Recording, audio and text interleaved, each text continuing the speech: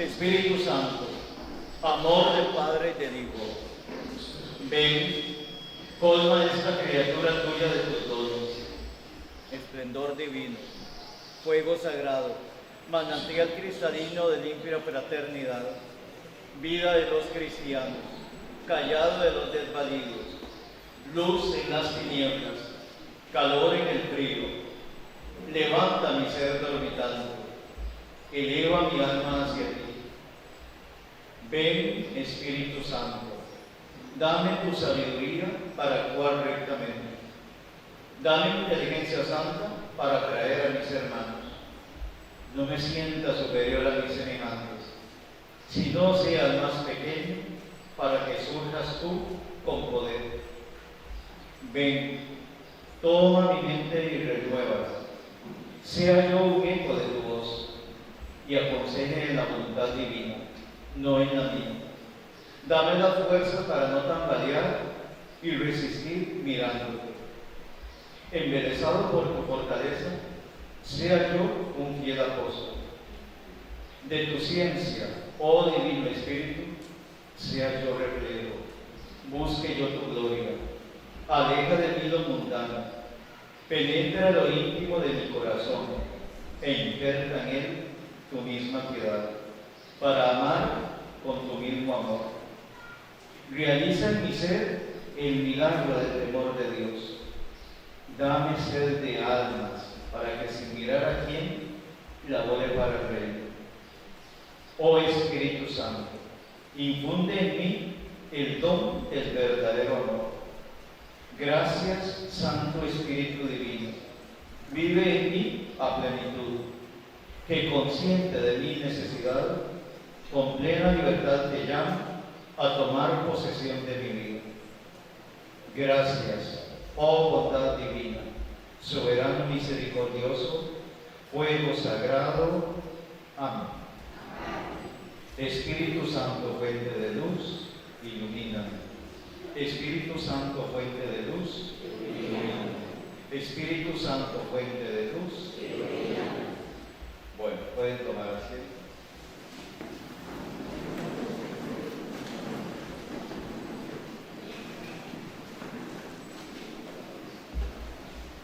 ¿Qué nos decía San Pablo sintetizando la primera lectura que escuchamos en la Eucaristía? Recuerda lo que les dije y lo voy a repetir por lo mismo. ¿Qué pide o qué dice? ¿Sí? ¿Qué nos pide San Pablo? ¿Qué dice San Pablo? De los bautizados, una vida nueva. Exactamente. Una vida nueva. Ténganlo muy presente. Bueno, esta disertación tiene como título La vida en Cristo. La vida en Cristo. Vida nueva. Pero antes de meterme de lleno en el tema, una introducción. Voy a tratar también de hacerla breve. Y volviendo a lo que nos decía San Pablo, haciendo esa relación, ese conecte entre esa primera lectura y, bueno, esta charla, ¿no? Si nos preguntara alguien que no ha oído hablar de Cristo, nosotros sí, ¿no? Y mucho, bastante. Bueno, si alguien que no ha oído hablar de Cristo se nos acercara y nos preguntara, una pregunta no para que me la respondan, sino a manera ya de reflexión personal. Si nos preguntaran esa persona o esas personas que no han oído hablar de Cristo, ¿en qué consiste la vida cristiana? ¿En qué consiste la vida cristiana? Una persona que no sabe nada de Cristo y nos pregunta eso. Si nos ha escuchado, seguro, si nos ha visto congregando, pues así como estamos nosotros esta mañana, o en la vivencia de nuestra fe, nos preguntara ¿en qué consiste la vida cristiana? ¿qué le responderíamos nosotros? ¿En qué consiste la vida cristiana? El recordado Papa Benedicto XVI, en la encíclica Deus Caritas Est, Dios es amor, Deus Caritas Est, Dios es amor. Decía Benedicto XVI, no se comienza a ser cristiano por una decisión ética o una gran idea, sino por el encuentro con una persona que da una nueva orientación, una nueva vida, dice San Pablo, una nueva orientación a nuestra vida. No se comienza a ser cristiano por una decisión ética o una gran idea, sino por el encuentro con una persona que da una nueva orientación a nuestra vida. Así nos decía Benedicto XVI. Y el anterior Papa, Juan Pablo II, sintetizando con una gran sencillez la misión pastoral de la Iglesia entera como pueblo de Dios, decía San Juan Pablo II, se centra, hablando de la vida cristiana, se centra en definitiva en Cristo mismo, al que hay que conocer, amar e imitar para vivir en él la vida trinitaria y transformar con él la historia. Se centra en definitiva en Cristo mismo, al que hay que conocer, amar e imitar para vivir en él la vida trinitaria y transformar con él la historia. Estas palabras de San Juan Pablo II me recuerdan unas palabras del mismo Señor, no que las pronunció hace 20 siglos, no, en este siglo, hace unos cuantos años, hablando a su pueblo del siglo XXI, es decir, hablando a cada uno de nosotros, manifestó su gran deseo de que le conozcamos, Conózcanme, ha dicho él, conózcanme.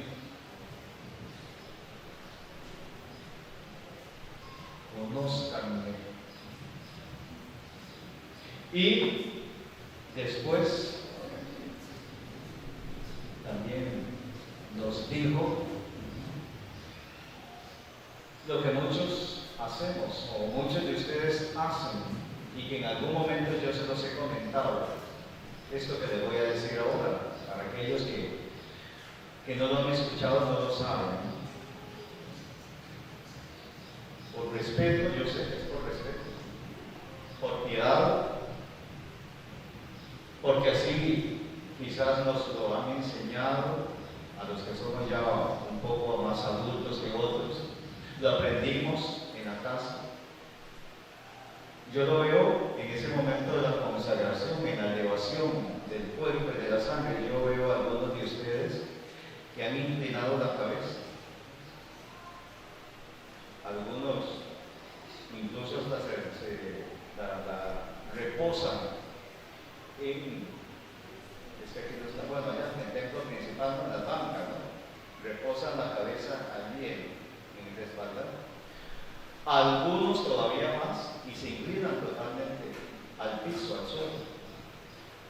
Adoración, por respeto, ¿no? Por piedad. Pero ¿qué dice el Señor? No me miren o no me busquen en el piso, no me busquen en el suelo, que yo no estoy ahí. Estoy delante de ustedes en el momento de la elevación. Estoy delante de ustedes. Mírenme, adórenme, conózcanme y pidan lo que quieran en ese momento. Pidan lo que quieran. Mírenme a mí, aquí frente a ustedes. No estoy allí en el piso ni en el suelo. Estoy delante de ustedes. Conózcanme. Vuelvo a repetir las palabras de San Juan Pablo II. Se centra la vida cristiana en definitiva en Cristo mismo, al que hay que conocer, amar e imitar para vivir en él la vida trinitaria y transformar con él la historia. Bueno, otra pregunta. ¿Le conocemos a él? ¿Conocemos a Jesús de Nazaret? Sí. ¿Qué le conocen? ¿Cómo lo conocen? A través de la Escritura. Y a través de un encuentro personal con él. ¿Y ya lo tuvieron? Bueno, ojalá que sí sea. Ojalá que de verdad que sí sea. Porque nosotros podemos decir que le conocemos a él, porque lo que hemos aprendido, lo hemos aprendido de memoria, de tradición. Decimos que le conocemos porque es el Hijo de Dios, porque es el Hijo de la Virgen María, que tuvo como padre aquí, bueno, a San José, que hizo muchas cosas buenas, muchos milagros. Entonces decimos que sí, que ya le conocemos, porque lo conocemos en la Escritura lo que dijo. ¿Y qué? Muchos conocemos, muchos saben de eso, de lo que dice todo. Lo que les decía hace un rato, ¿eh? Cristianos, paganos. Exactamente. Si ustedes me quieren conocer a mí y yo los quiero conocer a ustedes, ¿qué es lo que tenemos que hacer? ¿Cómo?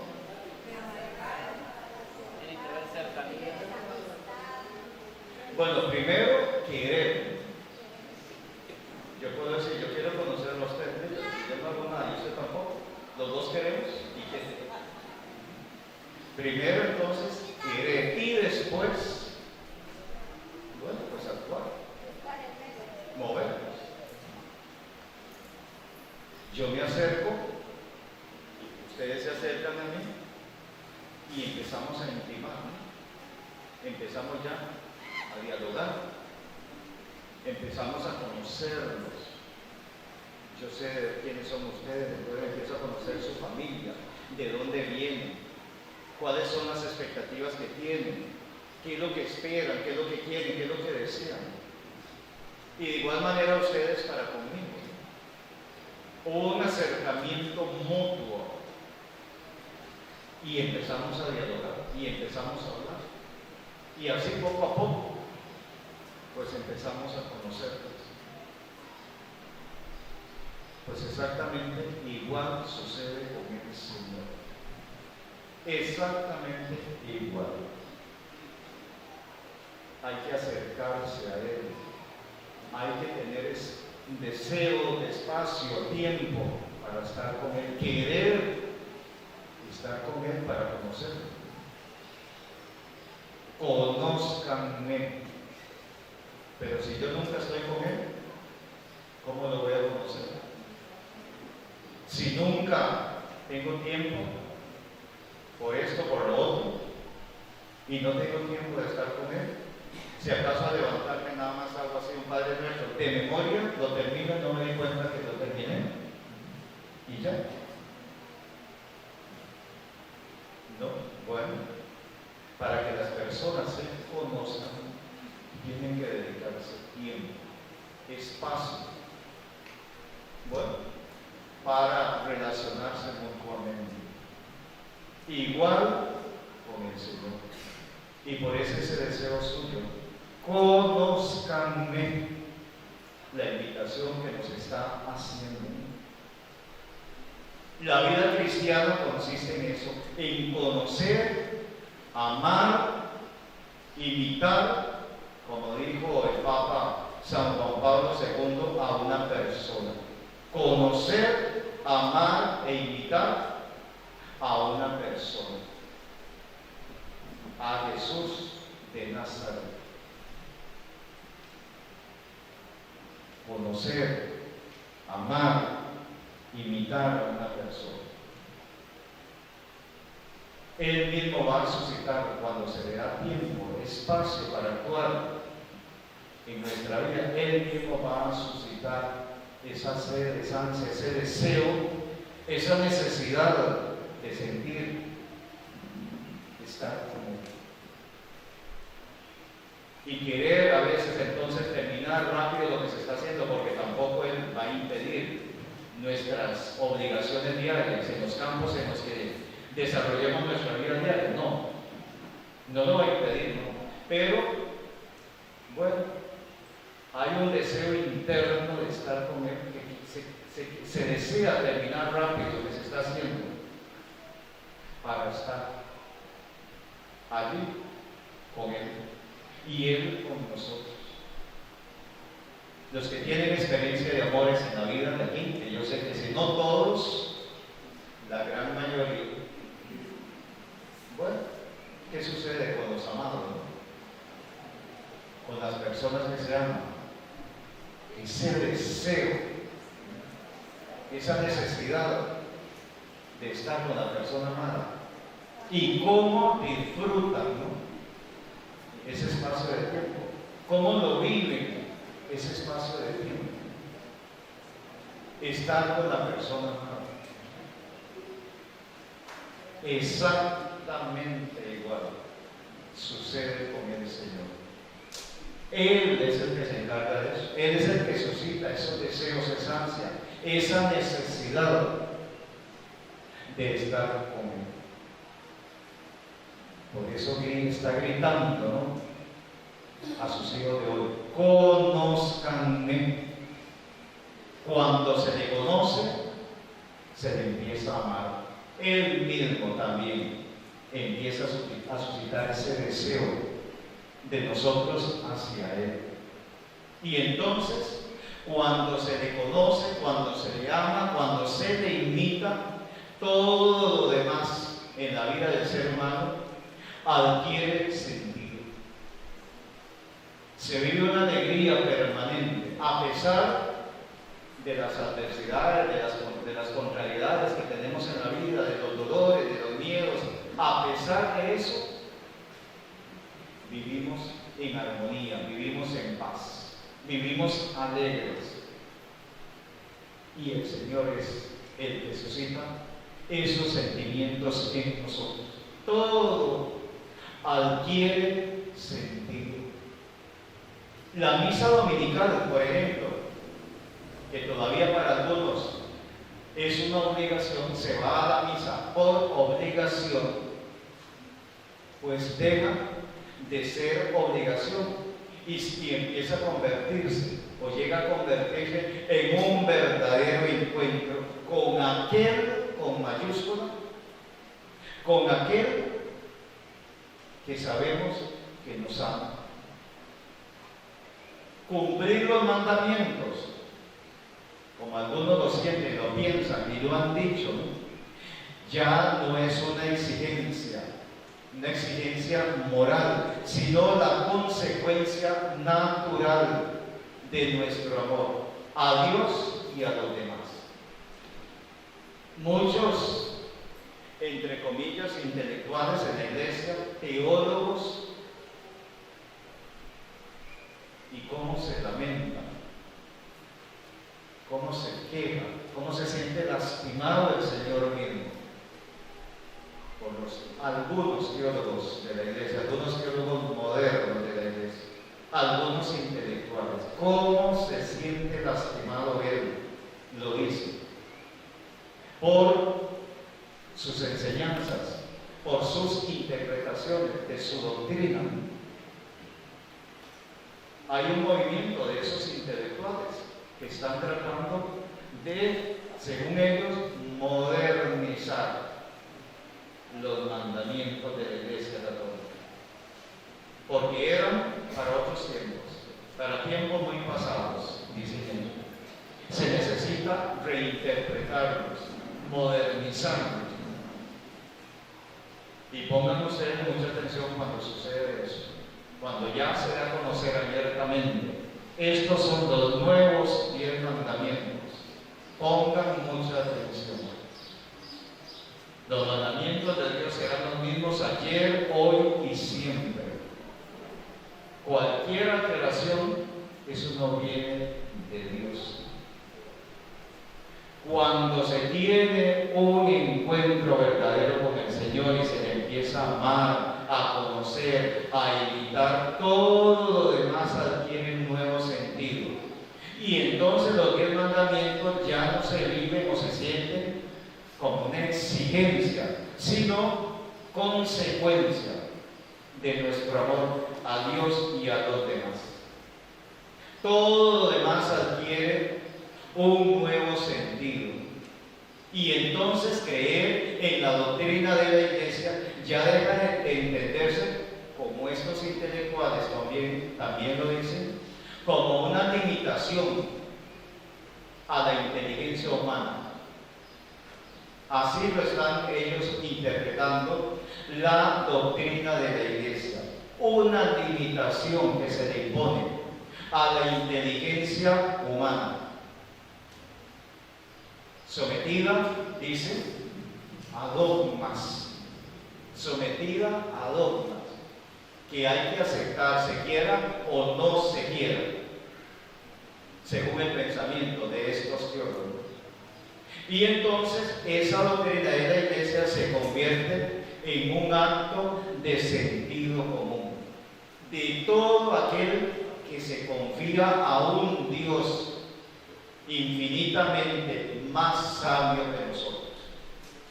Se abandona, se confía en ese ser amado. Una nueva vida.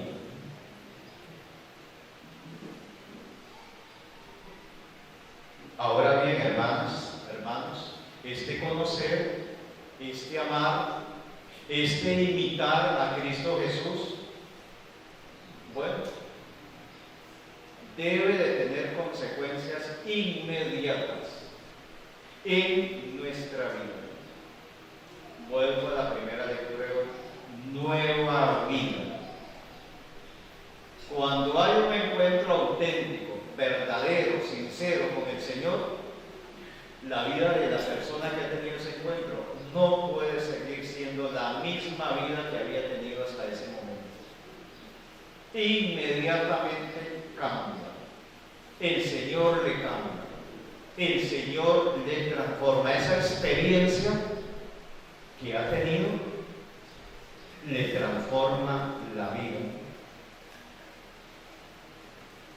Y para que esto suceda, este conocer, este amar, este imitar a Jesús de Nazaret, pues nosotros, hermanos, para que eso suceda, esa transformación, esa nueva vida, pues tenemos que trabajar, y trabajar duro, podríamos decir, trabajar intensamente, poniendo al servicio de Dios los dones, las facultades que Él mismo nos ha dado. ¿Cuáles? La voluntad, la inteligencia, la fraternidad, la solidaridad, el amor fraterno, que es el distintivo básico de la comunidad cristiana. Eso, hermanos, es lo que debe de suceder en la vida, en nuestra vida, como agentes de pastoral, si de verdad hemos tenido un encuentro verdadero, un encuentro auténtico con el Señor. Ese afán, a veces, decía el Padre Paco, se me grabaron esas frases de él, no sé si ustedes lo escucharon en algún momento, pero cuando tenemos nosotros los ejercicios espirituales o la asamblea de la delegación y demás, y ahí empezamos a hablar de la vida nuestra, me acuerdo, se me quedó grabada una frase de Paco, que a veces hay tanto afán de figurar, tanto afán de figurar. Algunos sufren mucho si tienen que pasar desapercibidos. Se tiene que hacerse notar de alguna manera. Esas cosas hay que ponerles atención, porque no vienen del Señor, no vienen del cielo. Pues bien, hermanos, esto que les decía, pues es lo que voy a tratar de comunicarlo, ¿no? en esta, pues ya, charla, no sé si llamarlo así, charla, disertación, esta mañana con ustedes. Es lo que voy a tratar de hacer. Mencionar algunos medios concretos que el mismo Cristo nos ofrece hoy a su pueblo, a través de su iglesia. Su iglesia. No las otras susodichas iglesias o sectas. Para que todos seamos testigos suyos. Pues en este espacio de tiempo que nos ha tocado vivir a nosotros, ahí en el ambiente donde día a día llevemos a cabo, llevemos adelante nuestra vida. Pues entonces ahora sí, voy ya a empezar con el tema preparado. Seguir a Cristo. Seguir a Cristo. Él en algún momento dado se presentó como el camino, la verdad y la vida. Seguir a Cristo, camino, verdad y vida. Mientras él celebraba la última cena con sus apóstoles, allí no solo fue la cena, no solo fue la lavatoria de los pies, fue una noche muy íntima entre ellos, muy íntima, muy entrañable. Tanto, bueno, que vamos a escuchar que a San Juan se le quedaron muy grabadas todas esas escenas de su maestro. Toda una catequesis recibieron ellos de parte del Señor. Nos dice San Juan, en un momento dado allí, en el cenáculo, el Señor les dijo: no se inquieten, crean en Dios y crean en mí. En la casa de mi Padre hay muchas habitaciones. Si no fuera así, lo habría dicho, porque voy a prepararles un lugar. Cuando haya ido y les tenga preparado un lugar, volveré para llevarlos conmigo, para que donde yo esté, estén también ustedes. Ya conocen el camino para ir a donde voy. Le dice Tomás: Señor, no sabemos a dónde vas. ¿Cómo podemos conocer el camino? Le dice Jesús: yo soy el camino, la verdad y la vida. Nadie va al Padre si no es por mí. Yo soy el camino, la verdad y la vida.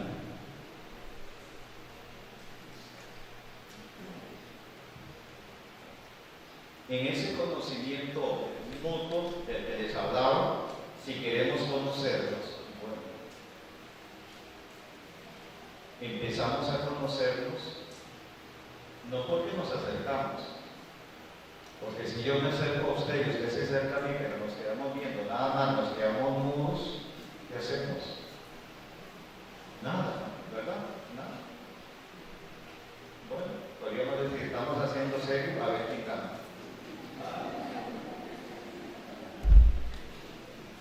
Nos empezamos a conocer porque empezamos a hablar. Empezamos a hablar, ¿no? Y entonces ahí, con lo que van sacando, lo que vamos sacando, nos vamos conociendo. La palabra humana es la manifestación de la interioridad de la persona. Nosotros manifestamos con nuestras palabras cómo estamos por dentro. Y a veces lo hacemos sin darnos cuenta. Por eso es muy importante tener mucho cuidado y aprender a ser prudentes.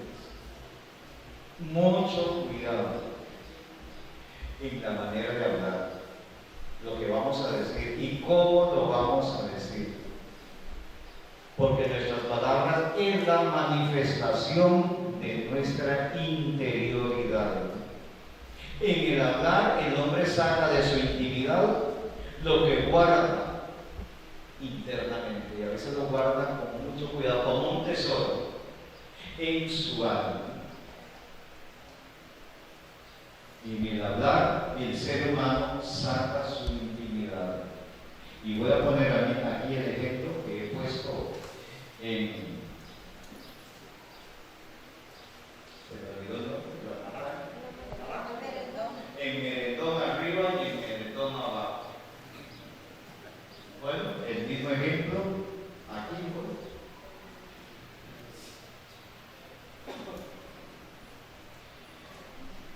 A veces cuando llegan las personas y mujeres, sobre todo, y no es porque lo que voy a decir no es porque sea machista, ¿no? Pero es que la mujer es un ser tan especial. Se dice que la mujer es la parte femenina de Dios. Dios no tiene sexo, pero la mujer ya, cuando el Hijo de Dios se encarnó, se hizo hombre y asumió nuestra naturaleza humana buena. La mujer es la parte femenina de Dios. Dios es un ser asexual. Bueno, pero para entenderlo bien a Él, pues nosotros, que nos conocemos así, seres sexual, hombre, mujer, la parte femenina de Dios es la mujer. ¿Y qué es la mujer? Femenina, tierna, cuidadosa, detallista. ¿Qué más? ¿Cómo? Frágil, fuerte. Bueno, mire, está haciendo así, la que está la mano. No le gustó que usted diga la frágil. Pero bueno, manifiesta la fragilidad del ser humano, el hombre también es frágil. Esa es la parte femenina de Dios. Y la parte masculina, feo, grotesco, chabacán. Si le podemos decir a Dios, es especial, dice que bonito, me gustó eso, me llegó, dice en Nicaragua, me llegó. Especial. Trabajador, protector, bueno. A veces llegan, y les decía sobre todo las mujeres, en conversión, dirección espiritual, con problemas en su hogar, con problemas con sus hijos, con su esposo, en el mercado. Empiezan llorando. Y bueno, padre, es que sí, a veces reconociendo, bueno, muy bonito, reconociendo su propia culpa. Y en la medida que la tengan, bueno, padre, es que yo soy tan mal hablado. Mira cómo trato a mis hijos, a los niños, cómo les grito y los llamo con malas palabras. Y a veces yo misma, sin pensarlo, lo que les decía, que hablamos, a veces sí, y no pensamos lo que estamos diciendo. A veces yo misma, después me pongo a pensar que yo misma me estoy insultando en las palabras que le digo a mis hijos, no sé. Le digo, bueno, que dicha que se dio. Y es así, con esa palabra que usted está usando, es así, usted. No, padre, no, ¿cómo se le ocurre?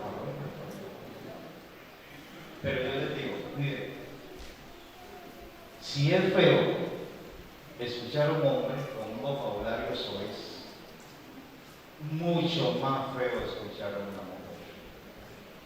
Mucho más feo. Y entonces yo les digo, mire, yo a usted no la conozco, pero yo voy por allí, paso, y la escucho a usted hablando, como dice que usted habla frecuentemente, yo inmediatamente vuelvo a verla. ¿Por qué? Porque capta la atención, pero de una manera negativa. Yo la vuelvo a ver, la escuché hablando, e inmediatamente yo me hago una idea rápida de qué tipo de mujer es usted.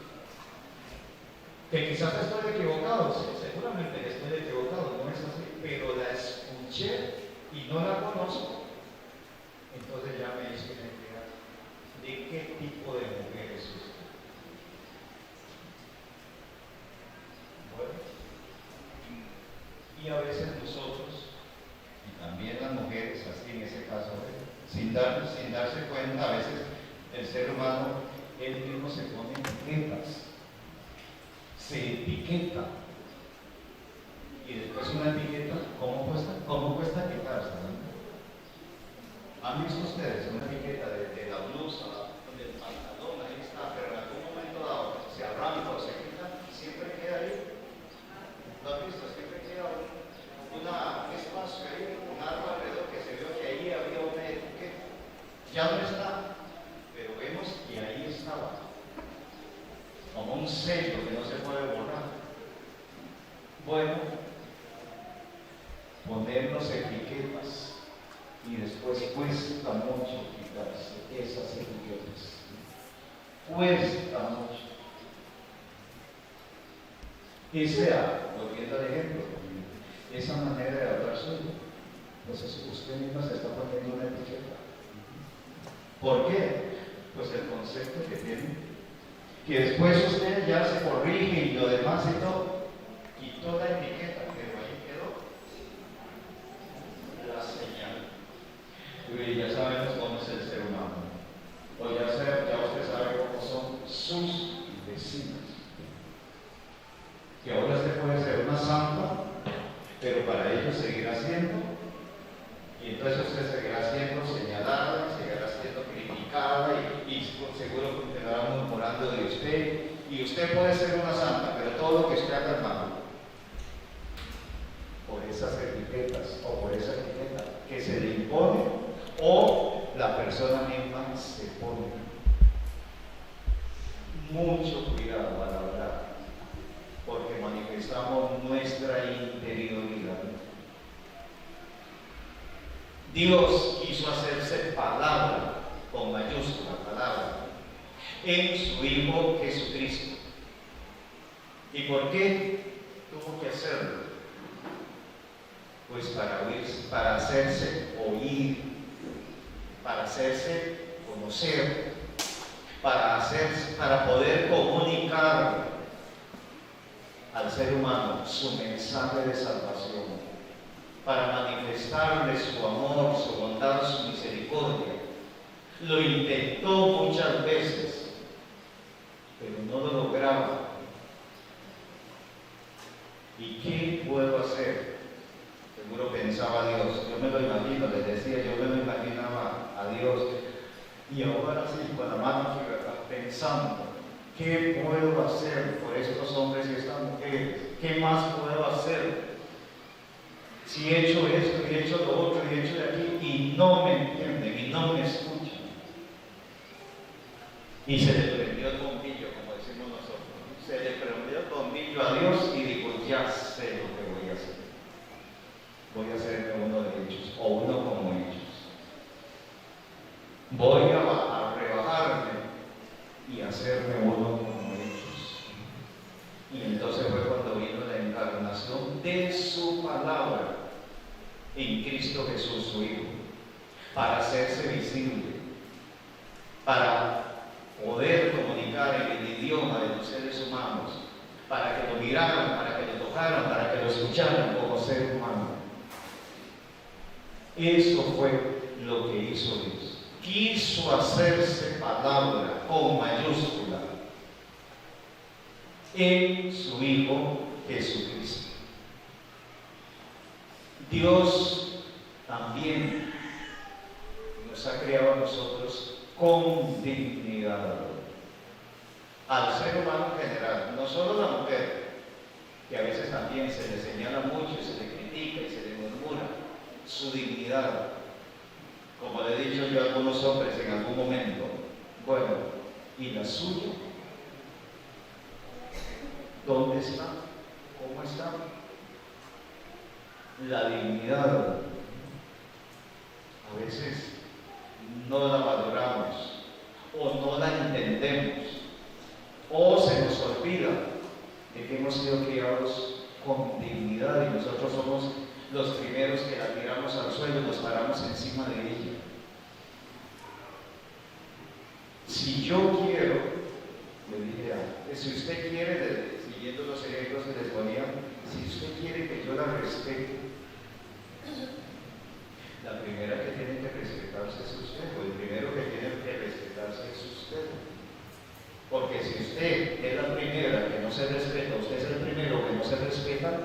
Si yo le estoy faltando al respeto, según usted, ¿cómo me va a mí a exigir, cómo me va a reclamar que le esté faltando el respeto? Si usted es el primero que lo está haciendo y es lo que me está demostrando a mí. Entonces, ¿cómo me viene ahora a decir que le respeto? Si usted me está demostrando que usted es el primero o la primera que no se respeta, porque se ha olvidado de la dignidad con la que hemos sido creados y se paró encima de ella y ahí está haciendo la trizas de esa dignidad. Y entonces, ¿con qué moral voy a reclamar yo, o me viene usted a reclamar de que le respete o de que la respete, si me está demostrando que usted no lo hace con usted mismo? Todos hemos sido criados en libertad y con dignidad. Digno. ¿Qué significa esa palabra? Cuando nosotros decimos, es que ella es digna de esto, de aquello, usted es digno de esto, de aquello. Digno, digna, ¿qué significa? ¿Qué queremos marcar? ¿Qué queremos resaltar en la persona? Cuando usamos ese calificativo. ¿Han visto ustedes? ¿Han visto ustedes en el Imperio Británico que acostumbran nombrar a caballero, el ser caballero del Imperio Británico, ¿no? Y hay todo un ritual para eso. Y solo el rey o la reina son los llamados a otorgar ese título honorífico. Y no es a cualquier persona tampoco, sino a alguien que se ha distinguido por algo que ha hecho en favor de la humanidad, en favor del país, en favor de un grupo de personas determinadas.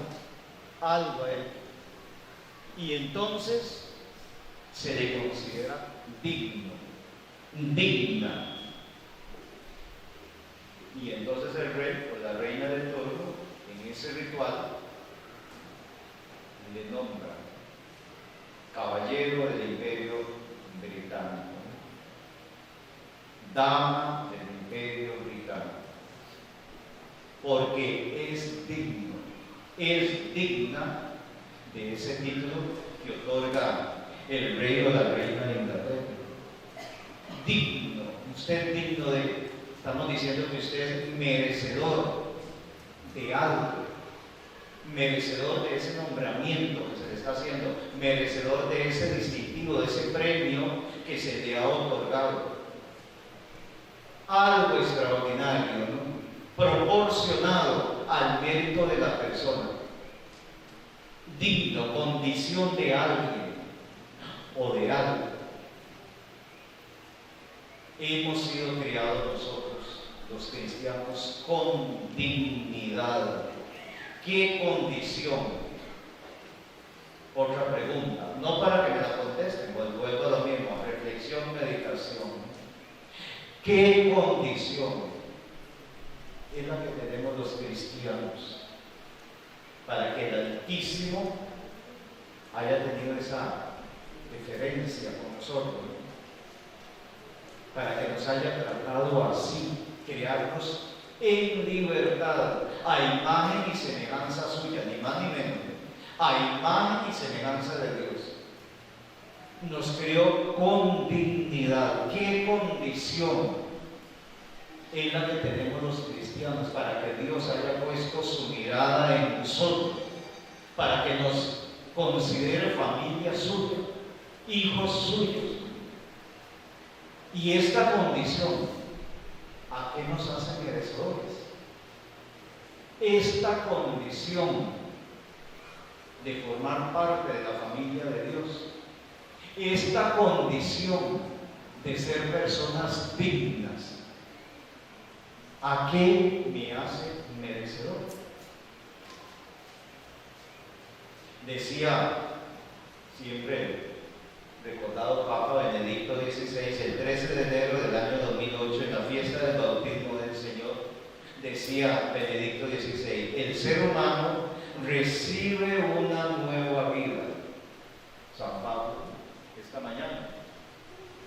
El ser humano recibe una nueva vida, la vida de la gracia, que lo capacita para entrar en relación personal con su Creador. Y esto para siempre, para la eternidad. Los bautizados, seguía diciendo Benedicto XVI, de hijos de padres humanos, se convierten también en hijos de Dios. Los bautizados, de hijos de padres humanos, se convierten también en hijos de Dios. Por tanto, hermanos, el bautismo es el que nos concede una nueva condición, una nueva vida, con criterios nuevos, decíamos también esta mañana. El bautismo nos alcanza, nos concede la categoría de que seamos y nos podamos llamarnos hijos del Padre Celestial. Un Padre que tiene un hijo, por lo tanto sería nuestro hermano mayor. Y también entonces nosotros, con todo derecho, pues podemos llamarnos, podemos considerarnos hermanos de Cristo Jesús. Y si somos hijos del Padre y hermanos de Cristo Jesús, donde está el Padre y el Hijo está el Espíritu Santo, la Trinidad Santa. Pues entonces en nosotros habita el Espíritu Santo. Por eso el Señor nos ha dicho, nos dijo que somos templo del Espíritu Santo.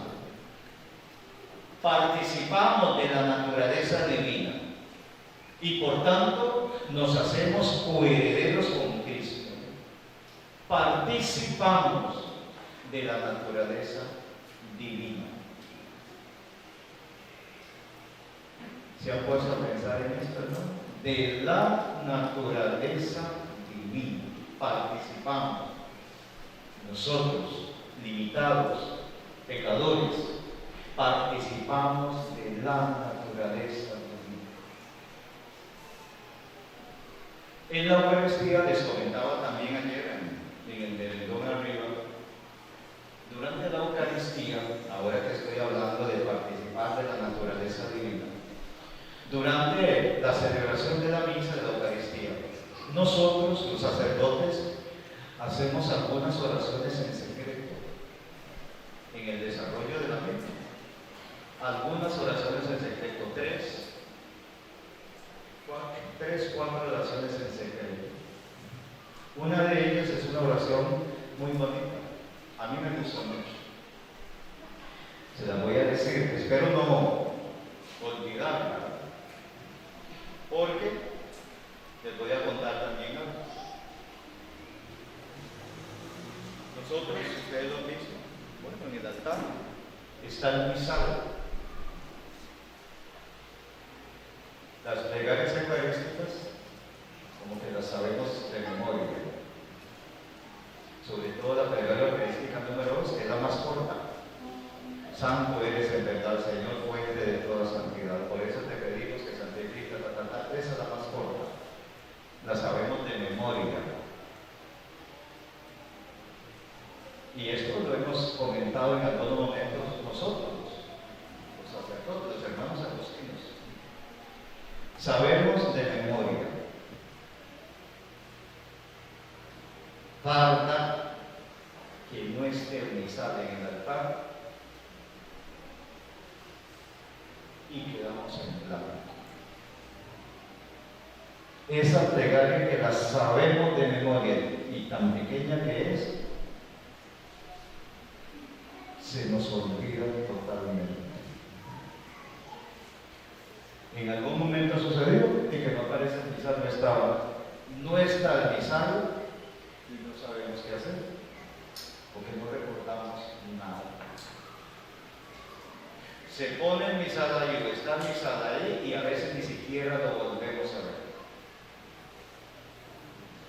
Y seguimos la misa normal, y tal vez ustedes ni cuenta se dan que ni siquiera el misal lo estamos viendo. se dan cuenta cuando no está, porque no sabemos qué hacer. Se nos queda la mente en blanco. Bueno, les digo esto por la oración esta. Espero que no se me quede la mente en blanco. En el momento de la consagración, han visto ustedes, está el vino, las especies, el vino y el pan. Bueno, pero el vino le agregamos unas gotitas apenas de agua, ¿no? En ese momento estamos haciendo una oración en secreto. ¿Cómo dice esta oración? Estamos echando el agua. El agua unida al vino sea signo de nuestra participación en la vida divina de aquel que ha querido compartir con nosotros nuestra naturaleza humana. Así dice la oración. El agua unida al vino sea signo de nuestra participación en la vida divina de aquel, con mayúscula, que ha querido compartir con nosotros nuestra naturaleza humana. El agua y el vino. Lo divino y lo humano. De aquel que ha querido compartir con nosotros nuestra naturaleza humana. Díganme si no es una oración hermosa, bonita, muy sentida, muy profunda. Lástima que tenga que hacerse en secreto, porque sería bueno que el pueblo también sea consciente y se la aprenda, ¿no? Porque es una oración muy bonita. El agua unida al vino sea signo de nuestra participación en la vida divina de aquel, con mayúscula, que ha querido compartir con nosotros nuestra naturaleza humana. Y dice Benedicto XVI que lo capacita para entrar en relación personal con su Creador. Y esto para siempre. Los bautizados, hijos de padres humanos, se convierten también en hijos de Dios. Participamos por el bautismo de la naturaleza divina y nos hacemos coherederos con Cristo. Y entramos a formar parte de la familia de Dios. Y esa es la razón altísima de nuestra dignidad como cristianos. Esa es la razón de nuestra dignidad, de que somos parte de la familia de Dios. Algo digno de ser parte de la familia de Dios. Algo que adquirimos nosotros ahí sí, no porque hemos hecho algo extraordinario, no porque somos merecedores de eso, no, por gratuidad de Dios, por misericordia de Dios. Somos familia de Dios. Pero esta condición, hermanos, no debe entenderse como un simple título honorífico. Implica, y volvemos a la primera lectura de este domingo, llevar una vida nueva, una vida conforme a lo que somos, hijos de Dios Altísimo. Todo hijo está llamado a honrar a su padre, a su madre. Todo hijo está llamado a honrar los apellidos que lleva. Bueno, nosotros estamos llamados a honrar el ser hijos de Dios, porque lo somos no por merecimiento propio, por gratuidad de Dios, por amor de Dios, por su infinita misericordia para con nosotros. Esta dignidad que llevamos, esta dignidad de cristianos, no la conseguimos por nosotros mismos, sino que es un don que se nos ha concedido. Ojalá y también lo tengamos siempre muy presente. Y entonces, honremos siempre con nuestra vida el ser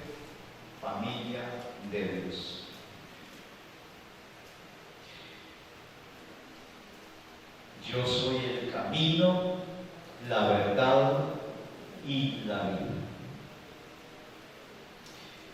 Desde la creación del mundo, el Creador le presentó a la criatura, al ser humano, dos caminos a recorrer.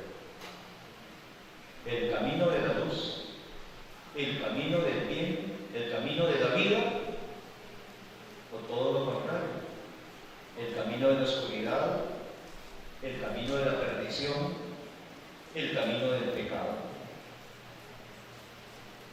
Desde la creación del mundo y cuando empezó sobre todo a conformar a Israel como pueblo suyo, en todo lo que le manifestaba, en todo lo que le daba, le estaba indicando el camino a seguir como pueblo suyo, el camino de la vida.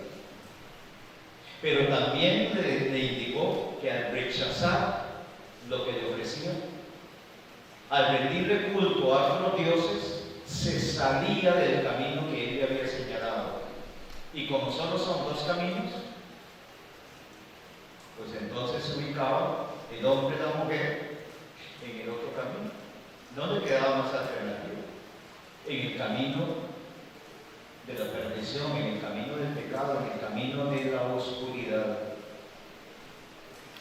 Voy a hablarles ahora un poquito de estos dos caminos y la importancia de las decisiones morales para nuestra salvación. El Catecismo de la Iglesia Católica nos habla de esos dos caminos y nos dice que uno es, como les decía, para la vida, el otro para la muerte, un camino de muerte. Entre los dos, dice el Catecismo de la Iglesia, de nuestra Iglesia, hay una gran diferencia. El camino de la vida consiste en cumplir la voluntad de Dios. Y otro significa su rechazo, el rechazo a Dios. Uno es camino de amor, el otro camino de pecado.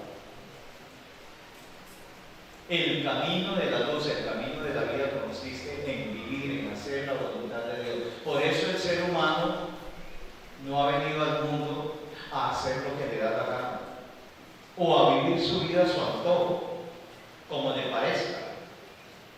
No. Nosotros, como hijos de Dios, hemos venido a vivir la voluntad de Dios, a hacer en nuestra vida la voluntad de Dios. ¿Que cuesta la voluntad hacer o vivir la voluntad de Dios? Sí cuesta, y bastante. A su Hijo mismo, a Cristo Jesús, le costó su vida entera, le costó hasta la última gota de sangre. Padre, le dijo Jesús en los momentos cruciales de su vida, en el huerto de los olivos: Padre, si es posible, aparta de mí este cáliz. Ya había llegado a una situación límite, tanto que dice el relato que empezó a sudar sangre tanta que hasta allí, en el lugar donde él estaba, la tierra estaba empapada de sangre. Dicen los entendidos que el ser humano, cuando vive una situación extrema, ya no puede más, empieza a sudar sangre. El Señor en ese momento que estaba viviendo empezó a sudar sangre. Ya no daba más, ya no podía más. Estaba en lo máximo para dar, ya no podía más. Empezó a sudar sangre. Y fue cuando dijo: Padre, si es posible, aparta de mí este cáliz. Pero no se haga mi voluntad, no se haga lo que yo quiero, lo que yo deseo, sino hágase tu voluntad. ¿Quería él terminar así como terminó? No. Si es posible, aparta de mí este cáliz. No quería él terminar así. Pero no se haga mi voluntad, no se haga lo que yo quiero, hágase tu voluntad. Y ahí está manifestada la voluntad del Padre Celestial, en la cruz se manifiesta la voluntad del Padre Celestial. Jesús llevó a plenitud la misión que el Padre le había encomendado. Y el Padre, en esa muerte atroz de su Hijo, bueno, nos adquirió la salvación. La salvación de todos los hombres y mujeres, de todos los tiempos. Dios, les decía, nos ha creado en libertad. Él es el primero en respetar esa libertad. El primero, más incluso que nosotros mismos. Si nosotros respetamos la libertad con la que hemos sido criados y respetamos la libertad del prójimo, el mundo no sería el mundo que nosotros conocemos. Sería un mundo muy distinto. Hemos sido criados en libertad y por eso Él nos invita a seguir. Porque Él sabe que para nosotros, para el ser humano, para sus hijos, Él es la plenitud que anhelamos. Una plenitud plena, una plenitud sin cesar. Y ahí en Él, en Dios, está nuestra plenitud como seres humanos. Pero nos invita a seguirle. No nos obliga, no nos impone el seguirle a Él. Nos invita, nos exhorta, nos habla. Porque Dios no se impone nunca. Dios no obliga al ser humano a nada. Le invita solamente. Recordemos el pasaje del joven rico que se acercó a Jesús. Señor, ¿qué es lo que tengo que hacer para heredar la vida eterna? Fue la pregunta que le hizo ese joven rico, dice el relato. ¿Qué tengo que hacer para heredar la vida eterna? ¿Y la respuesta de Jesús cuál fue? Cumple los mandamientos, guarda los mandamientos. Y los mencionó. Y el joven le dijo, Señor, eso lo hago desde siempre, lo he hecho. Era un muchacho bueno entonces, era un muchacho piadoso, cumplía los mandamientos. Jesús en ningún momento le dijo que no, o que le faltaba este, o que le faltaba el otro. Jesús no lo reprochó nada. Era un buen muchacho, un buen católico, diríamos nosotros. Bueno, pero le dijo Jesús, para completar la respuesta a la pregunta que le había hecho, bueno, todavía algo te falta. Vende todo lo que tienes, repártelo a los pobres y luego ven y sigue. Y termina el relato diciendo que Jesús se le quedó viendo con tristeza cuando ese joven se iba. Con tristeza, con dolor. ¿Por qué? No pudo el joven con lo que el Señor le estaba pidiendo para seguir. No pudo. Luego ve y sigue. Si este joven hubiera cumplido lo que el Señor le dijo, quizás lo tuviéramos ahí en la lista de los 12 apóstoles y hasta el nombre supiéramos. Pero no pudo. Jesús lo llamó, ven, sigue. Pero él no pudo. Se fue y no volvimos a saber nada de él. Jesús lo quería como discípulo suyo, no lo obligó, no se impuso sobre él. Algo te falta nada más. Y le dijo lo que le faltaba y lo que tenía que hacer. Y aún así no pudo el joven. Jesús ven y sigue, pero lo dejó y se fue. Respetó la libertad con que el ser humano ha sido creado. Dios nos ha dado libertad Y Él quiere que en esa libertad le sirvamos. En el ejercicio de esa libertad le sigamos. En el ejercicio de esa libertad vivamos nuestra vida como hijos de Dios, como cristianos, en voluntad divina, haciendo lo que Dios quiere, no lo que nos da la gana a nosotros. Qué triste, ¿no? Que a veces se nos va la vida, se acabó la vida y no nos dimos cuenta cuál era la voluntad de Dios para con nosotros.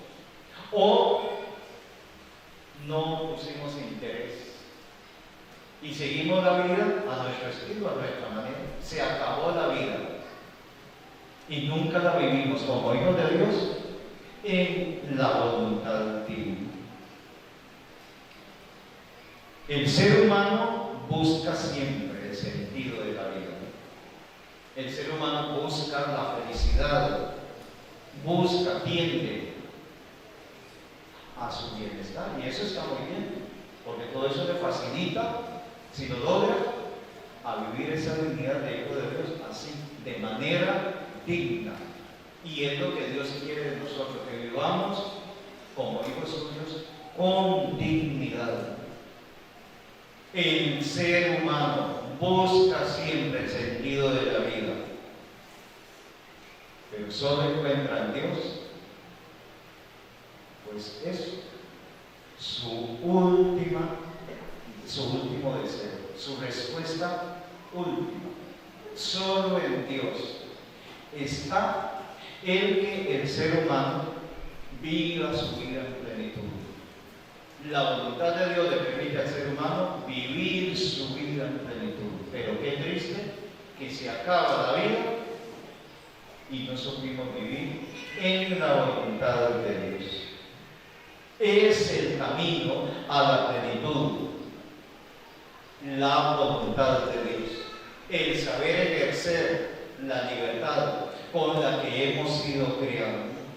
Esa manera de vivir, ese camino nos lleva a la plenitud. Siempre nos va a proporcionar lo bueno, lo que necesitamos, lo que nos lleva a eso, a vivir nuestra vida como hijos de Dios en plenitud. Por tanto, hermanos, que alcancemos o no la eternidad, y ni les voy a pedir que levanten la mano los que están aquí. ¿Quién quiere llegar a la eternidad? ¿Quién quiere vivir la vida eterna? Porque yo sé que todos van a levantar la mano. ¿Ves? Por eso me lo estoy pidiendo. Yo sé que todos lo quieren. Bueno, que alcancemos o no la eternidad dependerá no de Dios, porque ya Dios la quiere, sino que dependerá tan configurados estemos con aquel, con mayúscula, que es el amor pleno, aquel que es el bien pleno. En la medida en que estemos configurados plenamente con Él, tenemos asegurada la eternidad, la vida eterna. Yo soy el camino, la verdad y la vida. ¿Qué tengo que hacer para alcanzar la vida eterna? Ya les comentábamos ese pasaje del joven rico. ¿Qué tengo que hacer para alcanzar la vida eterna? Le preguntó a Jesús. Ya conocemos la respuesta de Jesús, la comentamos también. Guarda los mandamientos, cumple los mandamientos. Pues bien, esa respuesta que Jesús le dio a ese joven es la misma respuesta que nos da a nosotros. A todos los que ahorita alzaron la mano porque quieren la vida eterna, ¿no? Y a los que no la alzaron también porque ellos que también la quieren. Todos. Bueno, esa respuesta de Jesús a ese joven rico es la misma respuesta que nos da hoy en el siglo XXI a cada uno de nosotros. Si quieres entrar en la vida verdadera, guarda los mandamientos. Cumple los mandamientos. Por tanto, la plenitud de nuestra vida como hijos de Dios depende de vivir en la caridad fraterna, que es el distintivo básico de la comunidad cristiana. El vivir la plenitud de nuestra vida depende del vivir en el amor. pero no debe entenderse como una vivencia de buenos sentimientos solamente, ¿no? Dios nos ha dado un instructivo muy concreto en el decálogo, es decir, en los 10 mandamientos. Y ahí, en los 10 mandamientos, Dios nos está manifestando su amor en cada uno de los mandamientos, su amor hacia nosotros. Por eso, hermanos, como algunos, entre comillas, intelectuales de la iglesia, algunos pensadores, algunos teólogos modernos, los mandamientos no deben de entenderse como una lista de cosas profundas o como un listado de que limita al ser humano la libertad con la que Dios mismo nos ha creado. Los 10 mandamientos no son tampoco una imposición de parte de Dios. Ya les decía que Dios no se impone nunca. Dios no obliga, sino que los 10 mandamientos, manifestación del amor de Dios hacia el ser humano, es el camino del verdadero humanismo. El camino que va a llevar al hombre, a la mujer, a vivir plenamente su humanidad, su ser hombre, su ser mujer, ambos como hijos de Dios. Ya voy a terminar casi. De este modo es posible caminar en pos de la perfección de la que nos habla Cristo, de la que Dios quiere para nosotros. Ustedes, les dijo Jesús en aquel tiempo a los suyos y nos lo dice hoy a nosotros, sean perfectos como perfecto es su Padre Celestial. Sean perfectos es lo que nos pide también Cristo hoy a cada uno de nosotros. Como nuestro Padre Celestial es perfecto. Y la perfección que nos está pidiendo Cristo es una perfección basada en el amor. Por eso esa insistencia suya, la última cena, de agregar, podríamos decir, a los 10 mandamientos, otro mandamiento más. El mandamiento del amor. Porque el mandamiento del amor, la caridad fraterna, lo vuelvo a repetir, es lo que nos hace distintos a nosotros de aquellos que no lo son. Dice San Lucas en el libro de los Hechos de los Apóstoles, hablando de los primeros cristianos, cómo llamaban la atención de los paganos. ¿Qué decían los paganos de ellos? Miren cómo se aman. Miren cómo se aman, decían los paganos. Y muchos de esos paganos empezaron a abrazar el cristianismo precisamente por ese testimonio de vida de aquellos primeros cristianos. La vivencia de la caridad fraterna, la vivencia del amor. Ojalá y nosotros, comunidad cristiana de hoy, también nos distingamos de aquellos que no lo son por la vivencia del amor, por la vivencia de la caridad cristiana. Y en todo esto, hermanos, que les he dicho, algo que nos debe de alentar bastante, y es que Cristo no nos deja solos en esta lucha para vivir ese estilo de vida que nos ha propuesto, basada en la caridad fraterna, basada en el amor. Él nos ayuda a poner en práctica las bienaventuranzas, que es el estilo de vida propuesto para cada uno de nosotros. Él ha venido en nuestra ayuda, está con nosotros, nos sigue acompañando. Pero, ¿dónde podemos encontrar a ese Cristo que camina con nosotros, que nos sigue animando, que no nos deja solos porque conoce muy bien nuestra debilidad humana? ¿Realmente está con nosotros? Podríamos preguntarnos. ¿Realmente está todavía Él con nosotros? ¿Le sentimos a nuestro lado? ¿Estamos convencidos de que no nos ha abandonado y de que camina con nosotros? ¿Dónde podemos encontrarle a Cristo? Decía, y ya para terminar, San León Magno, ni más ni menos, qué nombre, ¿no? Magno, el más grande. Por eso están pidiendo que a San Juan Pablo II se le llame también así. San Juan Pablo II Magno, el más grande, el más sabio. San León Magno nos da la respuesta en dónde podemos encontrar a Cristo hoy. Y dice, lo que era visible en nuestro Salvador ha pasado a sus sacramentos. Lo que era visible en nuestro Salvador, que era visible en Él, todo ser humano, toda la divinidad de Dios, era visible en Él. Pues dice San Juan Magno, San León Magno, todo lo que era visible en nuestro Salvador ha pasado a sus sacramentos. Ahí podemos todavía encontrarnos con Él. Y de una manera especial, especialísima diría yo, en la Eucaristía, el sacramento por excelencia. En los demás sacramentos el Señor se hace presente por medio de símbolos, de signos. En la Eucaristía, Él, hay símbolos, hay signos, sí, pero Él realmente es el que se hace presente. Todo Él, su cuerpo, sangre, alma y divinidad. Por eso nos dice, nos invita, mírenme, que estoy delante de ustedes, mírenme y pidan lo que quieran.